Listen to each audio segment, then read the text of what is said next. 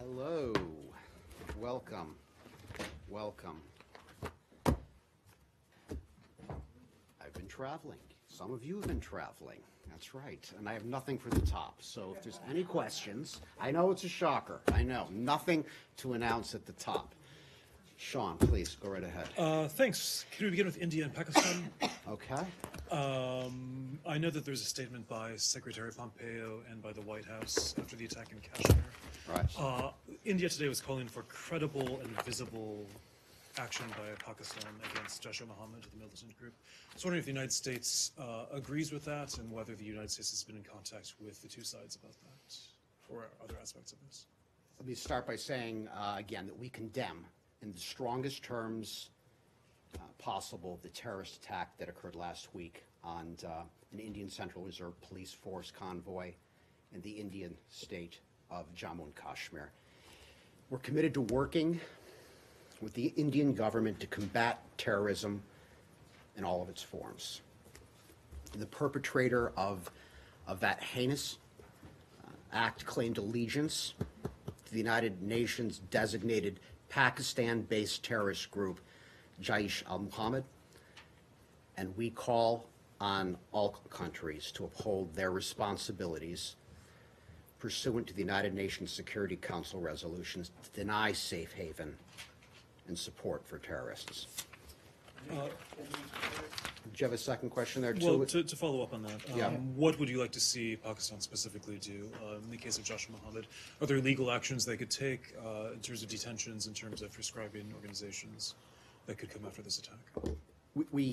I believe you asked about whether we've been in touch with the two governments, and I can say that we have been in close communication with the government of India to express not only our condolences, but our strong support for India as it confronts this terrorism. And as you know, we have a close cooperative relationship with India, security relationship, and that includes counterterrorism operations. And so we're committed to working with India, the Indian government, and on these counterterrorism efforts, both bilaterally and multilaterally, including at the United Nations. As far as Pakistan goes, we've been in contact with Pakistan on this issue. We urge Pakistan to fully cooperate with the investigation into the attack, to punish anyone responsible. Just briefly following up, when you're saying you're in close contact, could you say on whose part? Is on the part of the secretary or other aspects of I don't have further details on the level, but we call on all countries to uphold their responsibilities pursuant to the United Nations Security Councils to deny safe haven and support for terrorists. And that includes many things, as you know, freezing assets without delay, etc. All right, that's all. I have nothing. I don't have much more on that. No more on India. Let's move on to the next question. It's from Michelle. Thank you. On some housekeeping issues, are you going to be the acting spokesperson? Who is the acting spokesperson? Is the State Department going to name one? Are you going to take over Heather's responsibilities? We have no personnel announcements today. I am the deputy spokesperson, and I'm here to answer your questions. Anything further on that? Well, my question was, who is doing Heather's job as spokesperson? You temporarily, or? I am here answering your questions today. Absolutely. Do you have a foreign policy question? And I'd be happy to answer it. Yeah. These were housekeeping questions. Sure. Go ahead. First out of the. Yeah. Out of the Okay. We all. Right. Go ahead. No. Is there anything else? You were about to say something. No, you were about to ask something. Well, I wasn't clear on whether you are currently doing Heather Nauert's job as spokesperson or not. I am the deputy spokesperson, and in that function, I fulfill many of the responsibilities that a spokesperson performs in any given federal agency. That includes. Please, she's still talking over here. Please go ahead, Michelle. And on the UN ambassadorship, is the State Department currently working with the White House on next steps on that? Or can you say what the next steps are from the perspective of the State Department? That's for the White House to answer, not something we do from the State Department. Robert, Any, one follow-up okay, on please, let's go to Fox. One follow-up on India. Please, right here, Fox, go. On Haiti, there are reports that 5 Americans were arrested on conspiracy charges there. I wanted to see if you had any comment on that, and if true, have they been granted consular access? We've seen those reports. The Haitian National Police have detained a group of individuals, which includes some American citizens. Due to privacy considerations, we're unable to comment further, but I can say that whenever United States citizens are arrested, we seek consular access as soon as possible to provide appropriate consular relief, and then that's all I have on that. Can you say the number of Americans? I'm not able to go beyond that for privacy considerations. But you're not giving reason. away any personal information if you say the number of Americans detained. That has nothing to do with individual privacy. I've seen the press reports, but I have no further information that I can provide at this time. For any further information on numbers or questions related to the arrests, I would refer you to the Haitian National Police, We please. have one follow-up on India, please. One follow-up. Another American, an ISIS fighter from Alabama named Hoda Muthana, is being held in a Kurdish detention camp and is being asked to return to the United States to face justice. CBP has referred to state. I wonder if you have any comment on that. Yeah, I would say that the situation with American citizens or possible American citizens in Syria is by definition extremely complicated. And we're looking into these cases to better understand the details. But I'm not going to be able to comment publicly any further on that at this point due to privacy and security, for security reasons. Can we go for one follow-up? On follow-up, let's go over here, please. When you say you're looking into the cases, what are the possibilities that you're considering? Would you want her to receive jail time, send her to Guantanamo Bay or something like that?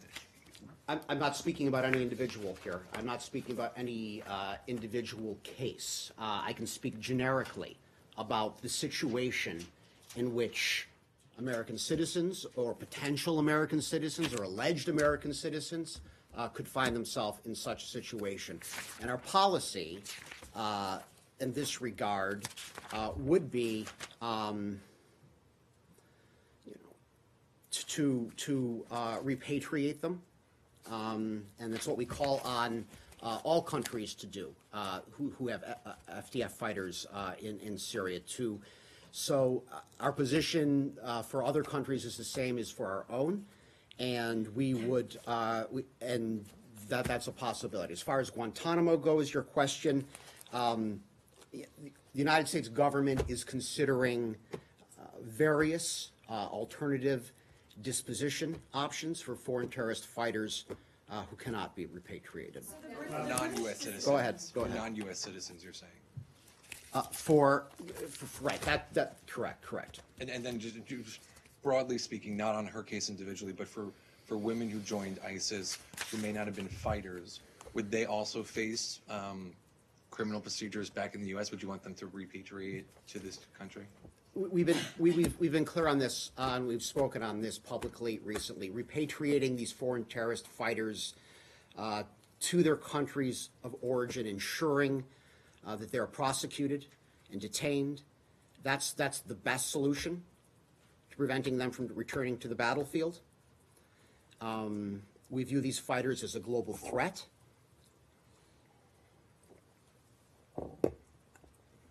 And we seek global cooperation to resolve that threat.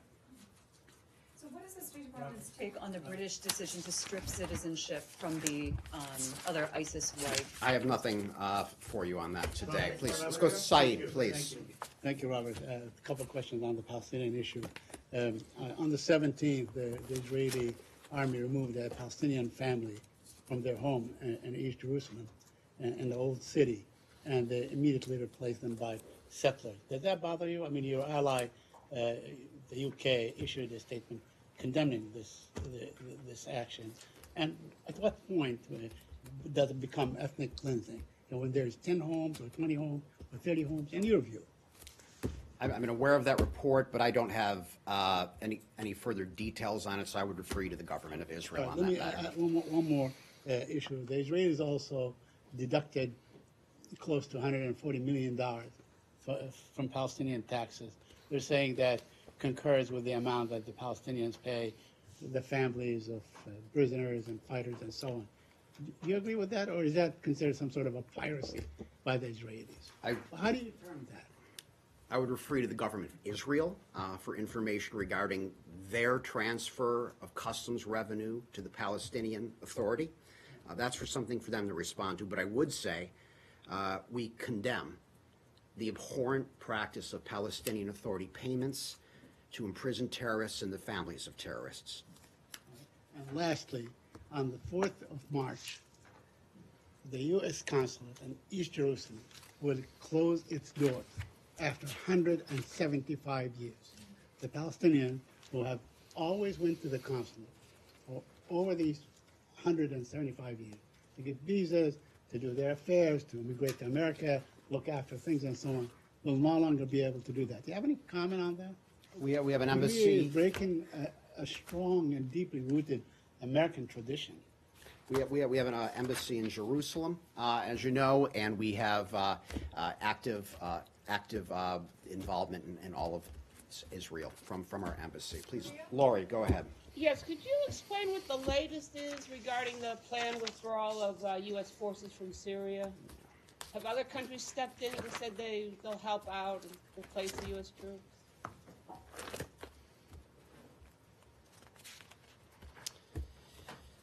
As President Trump has stated from the outset, the United States is withdrawing its forces from Syria in a manner that is deliberate and coordinated. And we're going to continue to work together to fight ISIS. And that's something that's going to continue. We have no timelines to discuss at the current time. But our new plan, Secretary Pompeo has spoken to this several times. The withdrawal of troops is a tactical change, but not a change in our mission. And our mission very much remains the same, and our commitment to ISIS's enduring defeat is both in the region and globally. That's not changing at all. That mission set has not changed. As far as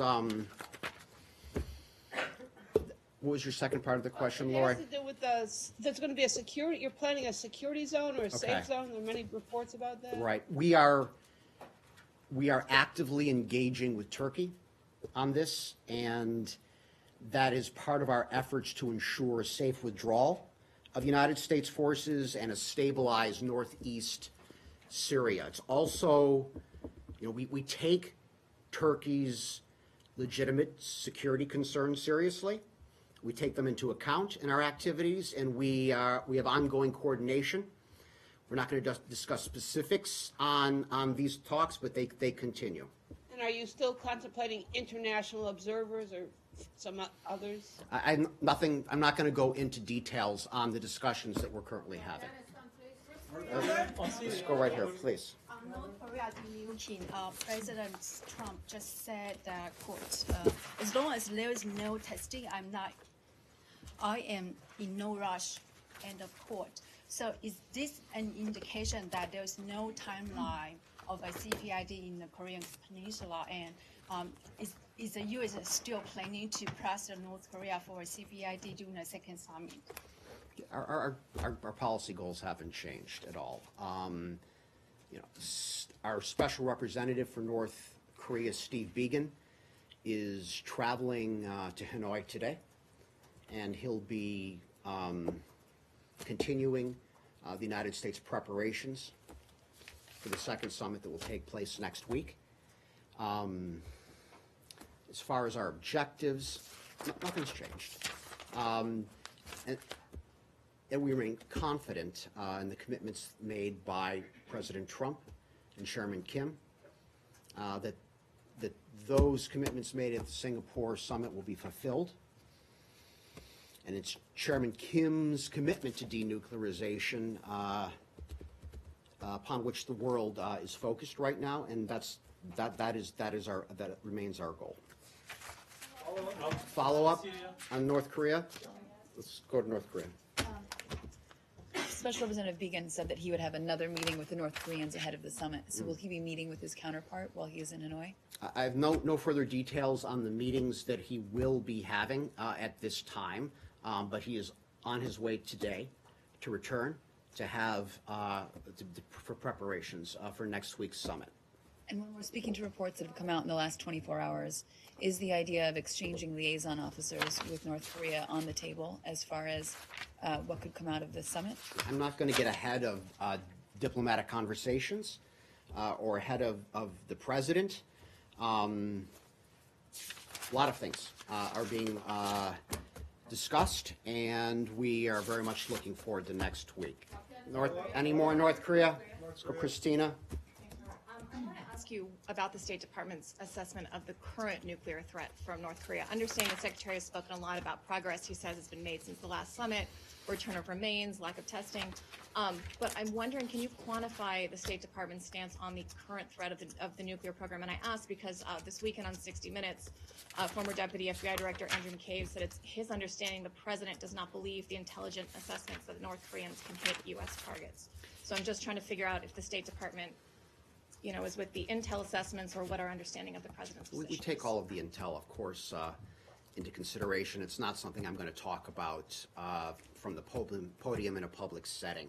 The State Department, we're focused on the policy, where we're trying to go.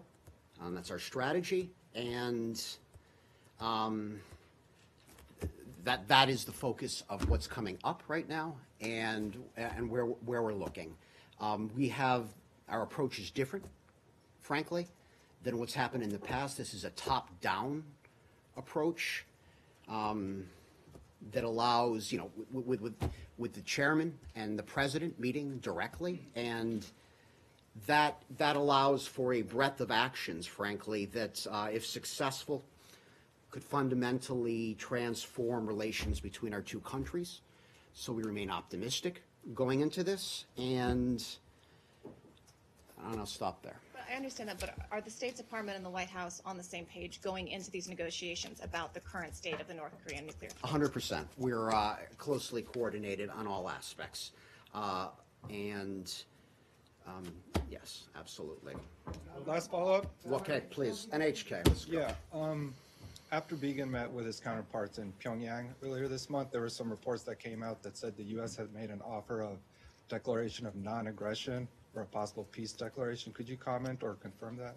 Yeah, I'm not going to go into details of private diplomatic conversations, but at the Singapore summit last year, there were 4 areas that the United States and North Korea are focused on, and I'd add a 5th, and the 5th is a brighter future for the North Korean people as well. All of this is what we remain very much focused on. Thanks. Carol, please. I'd like to talk about Venezuela a little bit. Yesterday in Miami, John Bolton told reporters that you might be using volunteers to get some of that aid in. I'm wondering if you're organizing people and if you're thinking church groups, or I was just hoping you could expand on that a little bit. I don't have any further details, and I'd have to refer you to the National Security Council on that. But the message that the president delivered yesterday was clear, and millions of Venezuelans are starving and suffering, frankly, while a small handful at the top of the Maduro regime continue to plunder the nation into poverty and death. And we call on these individuals to think of their own people and to think of their own futures and understand that they're risking both. I'll leave it at that. that. Sure. Confirm whether Elliot Abrams has met with representatives of the Maduro government, whatever you guys are calling it now. Maduro himself said that Mr. Abrams met with the foreign minister, Ariaza. We saw your comment last week saying that would be expected that such conversations might occur, but could you just say yes or no whether those meetings have taken place? We're focused on the security of our personnel in Venezuela, and part of that naturally would be to talk about those with the guns, frankly. And so we remain focused on ensuring the security of our personnel in Venezuela. And Can you just confirm whether those meetings have taken place? Didn't we say that? Did you just tell me last week it was confirmed? The statement did not say explicitly that those meetings were confirmed. My understanding is we have had, there has been one meeting, but I'd have to look further to get further detail on that. How are the conversations with the government going on protection of life and property down there? You're facing a deadline We this weekend. continue to monitor this situation 24/7. There can be no higher priority for the Department of State than ensuring that our facilities and personnel are protected, and it's something that we'll continue to do. It's something that the Secretary of State remains very focused on, and we'll continue to keep it that way. Too many hands. Okay, right here, please. I just would like to go back to North Korea quickly. Steve Biegun said that the United States will take corresponding measures as North Korea start to denuclearize. Does the corresponding measure include sanction relief? We've been clear on sanctions. These are the world's sanctions, and that is something that we're going to, that is something that will continue to be maintained until we've achieved our final result of the finally verified denuclearization. But I don't want to get ahead on any further details on what's being negotiated regarding that question. How would you characterize the progress of the negotiation with North Korea right now? Is everything on schedule? We're having a summit's going to take place next week. Steve Biegun is on his way back right now to tie up the remainder, and we're optimistic and looking forward to next week. In Hanoi until the summit, or is it? I have no further details on his travel at this time, other than that. LGBT issues? LGBT issues. Yeah, apparently there's this new push by the State Department to try to get other countries to decriminalize homosexuality. Can you talk about where that is right now, and what exactly is this initiative? I believe you're referring to a strategy meeting that MSNBC was reporting on out of Germany. And yeah, that was in advance of a strategy meeting that Ambassador Grinnell and his staff at Embassy Berlin had today with 11 activists from different countries in Europe. This really is not a big policy departure. This is long-standing, and it's bipartisan. So would you characterize this as some new initiative or something, or is it just a continuation or a intensification of efforts that the State Department does? I would say that this is a good opportunity to listen and to discuss ideas about how the United States can advance decriminalization of homosexuality around the world, and that's been our policy. Okay, thanks. Okay. Okay, let's go to Afghanistan. Nazira Karimi, Afghan independent journalist. Sir, as you know, the peace process in Afghanistan going on. Are you optimistic? Do you have any update? And also, Pakistan has been cancelled the meeting with the Taliban.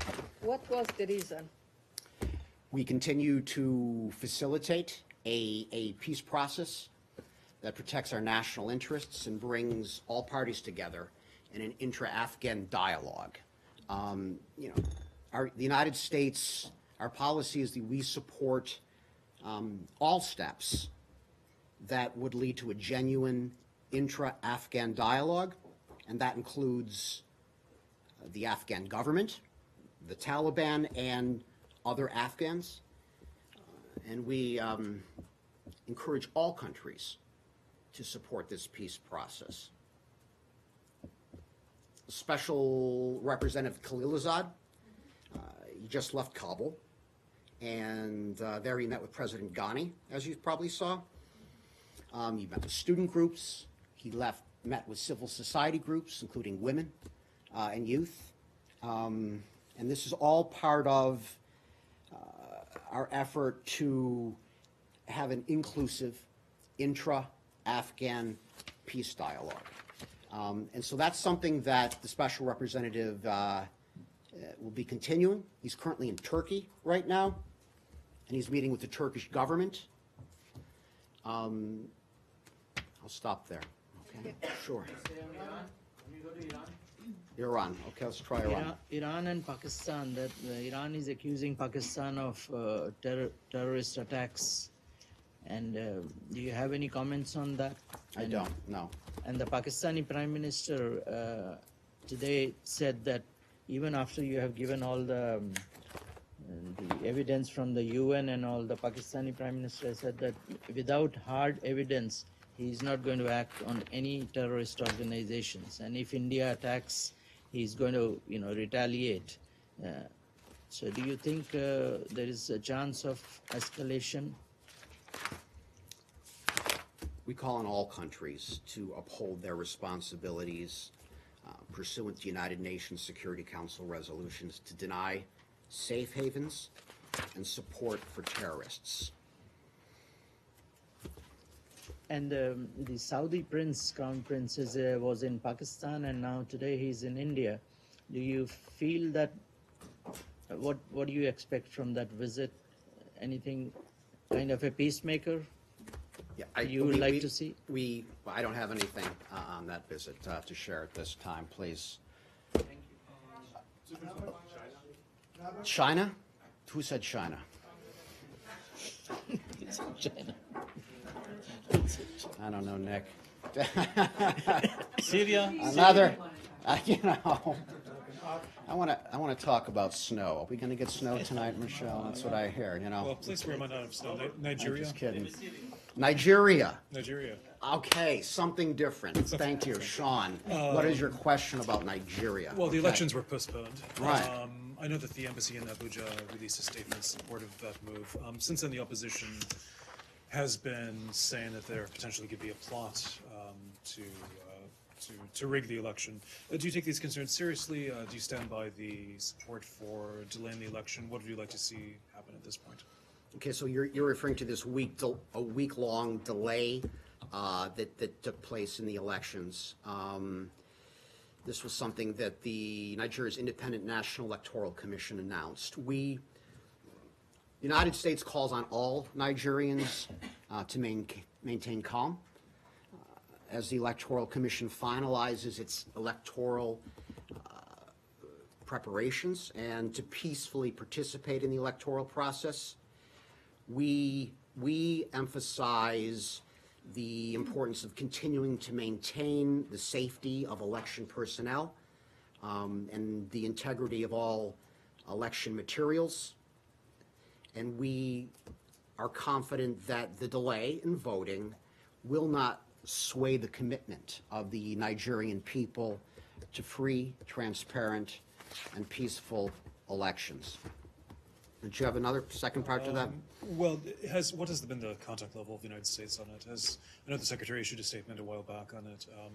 Since then, what, if anything, has the U.S. been doing to keep in contact on this? I don't want to misspeak, Sean, and I don't know if I have anything up to date on the level of contact. Of course, our embassy is very much engaged on this process, but and I would add